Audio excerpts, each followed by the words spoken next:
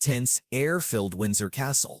Royal pageantry and cameras were absent, leaving senior royals in silence until Princess Anne arrived. Nobody escorted her. She wasn't needed. Her presence alone drew notice. In her hands, King Charles's final sealed, family-only message. Room braced. Anne unfurled the paper slowly, spoke softly. "His Majesty's last request," she said. Time stopped with those few words. Content wasn't what shocked the room. Who was chosen to deliver it? Why not the Archbishop, a lawyer, or Prince William? Charles trusted only one person with this moment. His sister. He never wavered. Someone who supported him through controversy, illness, and quiet. Prince William noticeably faltered after the remarks. A future wish. Catherine-related request. The silent truth waiting to be uttered. Instantly the monarchy's prospects shifted. Nobody felt that impact more than the next man in line. Prince William's breaking point. William didn't faint. Something inside him did. When Princess Anne read the king's remarks, he gasped. His shoulders slumped. The future King of England appeared to crack. Not just a personal letter, the bombshell changed the room's balance. Everyone thought the king's farewell message would name William the next unshakable leader, ensuring the crown's continuance. They were surprised by what they heard. He wasn't the focus on Catherine. Emotionally blind, William tripped. The table edge was in his hands. The weight of legacy made his eyes shine. Not weakness. It wasn't mad. It wasn't envy. It was tougher to describe, because none of his public appearances or royal training had prepared him for this moment. When he looked like he was going to break, someone stood up to support him. Catherine's silent support. Her calm hand. She remained silent. She needn't. Catherine achieved what centuries of royal tradition couldn't as William lost his composure. He was supported by her soft hand on his back and steady gaze. Her steady demeanor from the start. Her cool, clear eyes showed no panic. She has queenly soul. The intimate observation Queen Elizabeth made behind closed doors now rang louder than any crown. Not just a royal wife comforting. The woman was ready to lead. Catherine didn't seek fame, but when it came, she didn't blink. She stood taller than everyone else in the room without gowns, titles, or ceremony. She earned it, not demanded it. Prediction from the Queen. Catherine crowned future. Anne opened another Queen Elizabeth II signed note.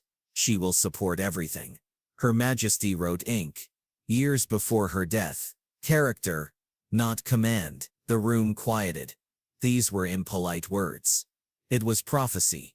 Before Charles was sick and popular attention turned to succession, it was obvious. Queen Elizabeth saw what few did. Not simply fit to support a king, Catherine. She was silently becoming the crown's future. Not favoritism, a foresight. Catherine adjusted when tradition faltered. When responsibility was heavy, she handled it well. She kept the family together through scandals with grace. Anne whispered, "She was made for this," glancing at Catherine rather than William. While the family digested the revelation, another question arose. Who dared to reveal it? Princess Anne's sisterly loyalty. Princess Anne stood guardian-like, shoulders erect, eyes alert. She defended the royal family for decades via service. Not words, unwavering dedication. No scandals or diversions. Anne was the king's go-to when he needed someone to speak for him without diluting his words. Neither Charles nor William.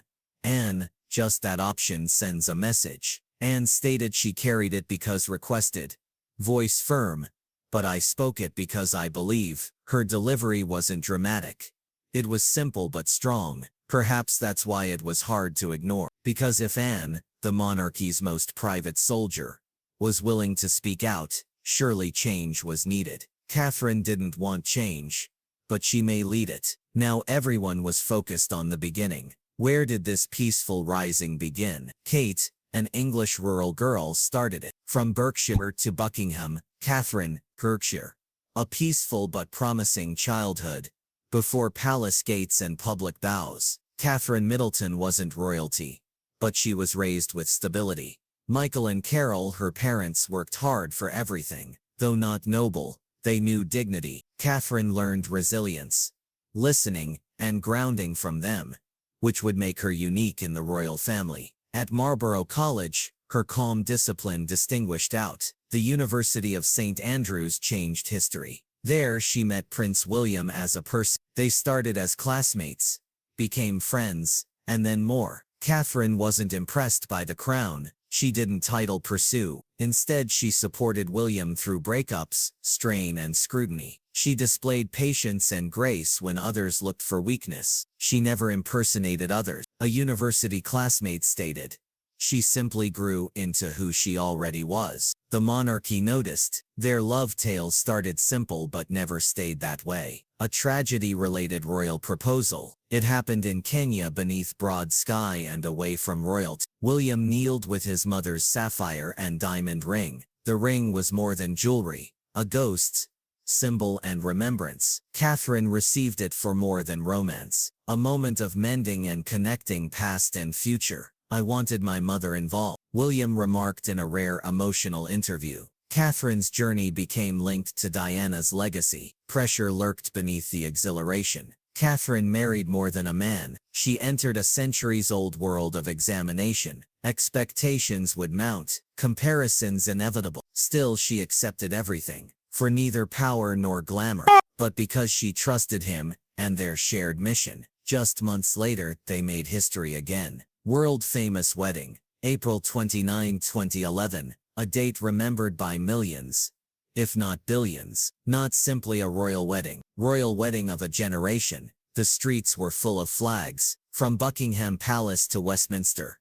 Crowds crowded every inch, bells rang out throughout a world waiting. Over 2 billion people worldwide watched. New York, New Delhi, London, Lagos, a time of solidarity, celebration and tradition. But something stronger than pomp was at the center, a love story. Catherine Middleton, a Berkshire girl who queued for school meals like everyone else, entered Westminster Abbey as herself. No crown, no titles, just grace. However, as she walked down that aisle in an iconic gown with lace sleeves, a delicate silhouette, and a veil like morning mist, she became a modern princess who knew tradition for the first time in decades. Prince William stood straight in his Irish Guard uniform, his red jacket crisp and his countenance enigmatic. But a brief glance at her eased the tension. He saw more than his wife. His future was seen. Photographers captured pageantry, choirs, processions, carriages, applause. The emotion in Catherine's eyes was missing. Not nervous, panicked, or surprised. Stay calm and focused. She looked real because she had prepared. Years of silent observation,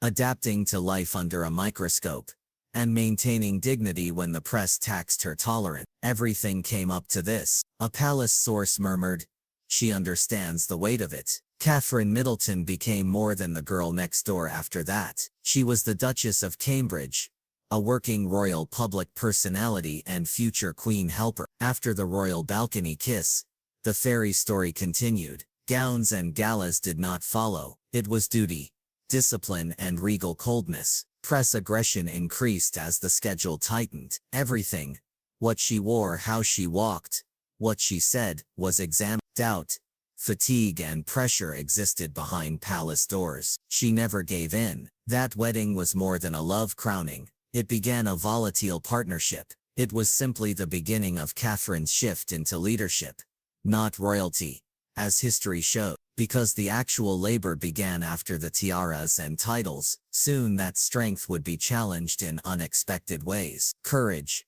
Cancer, and Crown. March 22, 2024. Unfiltered Windsor bench video. Sitting under a dismal sky, Catherine stared at the camera. "I have cancer," she replied gently but firmly. The world froze. The news hit like thunder. Not because she was a royal, but because she was the strong one, the steady one, the woman who never cracked. But she didn't hide. She didn't whisper. She spoke, not for sympathy, but for understanding. For every parent, every child, every spouse who'd walked a similar road. She asked for privacy, for patience, and most of all, for hope. What followed was an outpouring, unlike anything seen in modern royal memory. Letters, flowers, messages from around the globe. "She's the heart of the nation," one supporter said, "and when she hurts, we all feel it." But in her illness, something became clearer than ever before. This wasn't a woman defined by a title. This was a woman defined by character. And that character would soon be spotlighted again in words spoken not by her husband or her doctors, but by a woman who'd known royalty her entire life. Queen Elizabeth's hidden words, Anne's revelation. As the room still reeled from the king's final request, Princess Anne reached into her coat and unfolded a second note, yellowed slightly with time, but unmistakably written in the Queen's careful looping script. It was a private letter meant not for protocol, but for understanding. She saw through appearances and said softly, she didn't see the Duchess of Cambridge. She saw Catherine. The letter revealed conversations Elizabeth had with Anne in the final months of her reign. Quiet reflections, observations passed down not in speeches, but in whispered truths. "She has the mind of a queen," the Queen had written, "and the heart of one too." It wasn't about bloodlines, it wasn't about rules, it was about instinct. And Elizabeth, who had ruled longer than any monarch in British history, had trusted her instincts completely. And now Anne was making sure those final reflections were not buried with the crown, because one truth was becoming impossible to deny. Catherine wasn't simply part of the royal future. She might be the key to saving it, leading a kingdom in crisis. As the echoes of Princess Anne's words settled like a hush over the room, all eyes inevitably shifted to Prince William. He didn't speak. He didn't move. He just stood there, shoulders drawn tight, lips pressed into a thin line. The weight of legacy, of expectation seemed to press down harder than ever. And for a moment, the future king didn't look regal. He looked human, vulnerable, torn between past and present, because this wasn't just about his father's final wish. It was about what came next. William wasn't just a grieving son, he was the monarch in waiting, the heir to a throne that no longer commanded blind devotion, but constant scrutiny. The golden image of royalty had dulled under the spotlight of scandal, division, and global transformation. The royal family he was born into wasn't the one he was preparing to lead. Harry, his once inseparable brother, was now half a world away, emotionally distant, and publicly estranged. Their relationship fractured under the pressure of media storms, personal differences, and choices that could never be undone. Meghan's explosive interviews had left emotional crater. Her words echoed across television screens, and headlines painted a monarchy many didn't recognize or didn't want to defend. And then there was Andrew, the shadow over the monarchy that no one could fully ignore. His controversies hadn't just rocked the House of Windsor, they had shaken the very foundation of its credibility. The questions surrounding him were no longer just about personal behavior. They had become symbols of deeper problems: privilege, accountability, and the changing values of a modern society. William knew all of this. Every headline, every whisper, every moment when trust in the crown flickered. And now, with King Charles gone and Princess Catherine's health a quiet but looming concern, he found himself standing in a space filled with responsibility and uncertainty. He had Catherine, yes, his steady hand, his partner, but even she wasn't untouchable anymore. The pressure on her had grown exponentially, especially now with the king's final request, practically naming her as the monarchy's moral compass. And William, he was caught in the storm between tradition and transformation,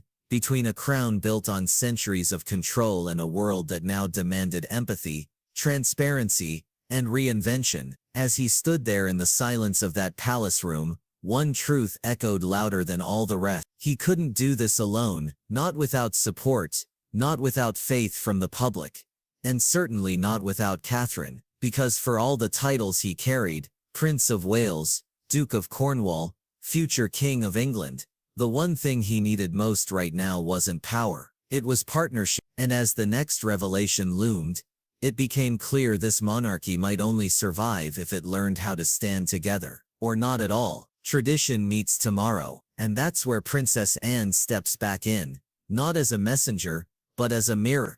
And the woman who never craved headlines, who worked relentlessly behind the scenes, who outperformed nearly every royal in engagements year after year. If there was one person in the family who understood the cost of commitment without the comfort of applause, it was her. Anne had always operated on one principle: duty first, and now she saw that same unshakable ethic in Catherine. Theirs isn't a flashy alliance, it's not paraded across magazine covers or caught in leaked footage, but it is powerful because it blends the past with the future. Anne's unwavering loyalty with Catherine's modern empathy. They've been spotted together more in recent months. Quiet engagements, shared causes, coordinated appearances that didn't just look like coincidence. They looked like choreography. Sources close to the palace say Anne has become an unexpected mentor, a quiet guide for Catherine, as she prepares for roles most can't even imagine. It's no longer about who wears the crown, it's about who can carry its weight. And between these two women, the monarchy might just have found its strongest foundation yet. But even foundations must withstand the pressure of expectation, especially when a new era quietly begins. Catherine steps forward. No trumpets, no balcony waves, no grand proclamation. But something had shifted. While the world focused on the king's health and William's quiet breakdown, Catherine had been moving forward. One appearance, one initiative, one heartfelt message at a time. She didn't need titles to lead, she only needed presence. Whether it was her work on early childhood development, her support for mental health, or her outreach to struggling families during the pandemic, Catherine's impact didn't come from ceremony, it came from sincerity. Her work speaks volumes. A palace aide once said, "It's not about filling pages in a court circular, it's about creating ripples in people's lives." And perhaps that's why Queen Elizabeth had seen her so clearly. In a world where image often overshadows impact, Catherine had chosen the opposite. She showed up not to be seen, but to serve. And while William was still processing the king's final wish, Catherine had already accepted it without needing to be asked. But now, with that final message delivered by Anne, the world could no longer ignore what had quietly been unfolding. Catherine wasn't just standing beside the crown, she was already wearing it in spirit. What the king really wanted. Princess Anne's voice quivered ever so slightly as she reached the final page of the king's private letter. It wasn't written on official royal parchment, no embossed crests, no ceremonial ribbon, just a folded sheet of aged stationery creased at the edges, marked with the handwriting of a man who no longer needed titles to be heard. "To my son," it began, "and to the one he walks beside." You could feel the air shift in the room. Everyone held their breath. "Protect her. Let her lead when the wind grows cold. She will know where to go." And that was it. No formal sign-off. No royal flourish. It wasn't a decree, it was a father's voice breaking through the noise. A man who had seen enough of tradition to know when it needed to bend. A monarch who had come to understand that legacy wasn't always about lineage. It was about trust. He wasn't talking about Catherine simply as William's wife. This was something deep. This was about her instinct, her vision, her unshakable presence in a world full of shifting loyalties. "She will know where to go." A simple line, but it carried the weight of 1,000 unspoken truths. Those closest to King Charles say he became a different man in his final month. Less guarded, less caught up in optics or obligations. He began to focus on what really mattered: his children, his country, and the enduring future of the monarch. He saw what many hadn't yet fully recognized: that when the institution faltered through scandals, divisions, and modern chaos, Catherine was the one who never flinched. While others sought the spotlight, she carried the shadows quietly, steadily, always with purpose. She wasn't chasing the crown, but somehow she had become its strongest protector. In family gatherings, it was her who soothed tensions. In public life, it was her who inspired confidence. And in private, it was her who reminded William why the monarchy mattered in the first place. Not because of the robes or rituals, but because of the people it served. She will know where to go. Charles could have written pages. He could have outlined strategies or passed on warnings. But instead he chose faith. faith in Catherine. This wasn't just a symbolic gesture, this was direction. It said to William, you don't have to lead alone, and to the institution, it's time to look beyond bloodlines. When Anne folded the letter and looked up, her eyes were glassy, but her voice had regained strength. The king had spoken not as a ruler, not even as a royal, but as a father, who understood in his final clarity that the future of the monarchy wasn't just in William's hands, it was in Catherine's heart. And now, as the weight of those words lingered in the room, the silence said everything. All that remained was whether the family and the nation were ready to follow her. A queen in waiting. The silence that followed wasn't empty. It was full of understanding, of realization, of legacy passing like a quiet flame. Prince William finally looked up, his face pale but steadier now, his eyes red but sharper. He reached for Catherine's hand, not out of ceremony but out of need, and beside him, Catherine nodded, not to the room, not to the cameras, but to the message that had just been laid at their feet. The monarchy was changing. It wasn't about thrones or titles or even bloodlines anymore. It was about strength, soft, steady, enduring strength. And that strength, everyone now knew, came from Catherine. Let her lead, the king had said. Not if, not when, but let. And so the crown continues, not in spectacle but in spirit, in the hands of a woman raised in Berkshire, loved by a nation, and now whispered about in the same breath as queens before her. Will the world accept a future where tradition bends toward empathy? We may not know the full answer yet, but one thing is certain, the Queen is watching and her name is Catherine.